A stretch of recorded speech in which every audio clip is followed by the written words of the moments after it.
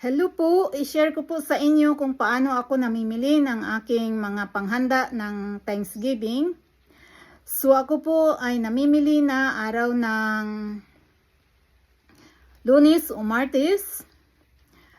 At hinihimay-himay ko na po yan ang mga gulay ko, kung anong gulay ang gusto nyo. Usually ang ginagamit pong gulay ay cauliflower. Kung gagawa kayo ng soup o squash, bake or soup, or bibilhin na po ninyo yan ng Tuesday or Monday. Ganon din po ang potatoes, ganon din ang sweet potatoes.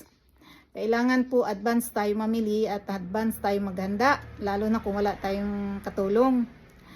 Okay po, so ganon din po ang turkey. Ang turkey actually, kung frozen ang gamitin, kailangan nakabili na po ng araw ng linggo. Kasi po ang frozen na turkey ay 4 na araw yan bago ma-defrost. Sa loob po ng frigidaire ninyo yan i-defrost, hindi po pwede sa labas. Masama po yan sa turkey. So, ayan lamang po ang aking ma-share. So, ang turkey ay bibilhin na by Sunday, lalo na kung malaki ang gagamitin ninyong turkey. Kailangan by Sunday na bilhin nyo na yan at i-defrost ninyo yan sa loob ng frigidaire.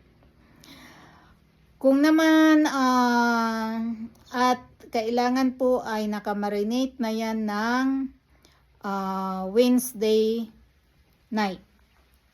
O Wednesday afternoon, nakamarinate na po yan doon sa brining ninyo. Kung hindi naman kayo maggamit ng brining, pwede rin naman. Ituro ko sa inyo kung paano yaan. Okay po. So, ang ating brining ay maraming spices. Kailangan iyan ay maraming bawang, at maraming paminta, bay leaf o laurel. At kung mayroon kayong cloves, lagyan nyo ng 3 cloves. At iyon po ay medyo maalat-alat ang timpla. Okay po. So, iyan lamang. So, bukas po, mag-share ako sa inyo kung paano ko niluto ang aking turkey sa oven. Okay po. Salamat mga kaibigan.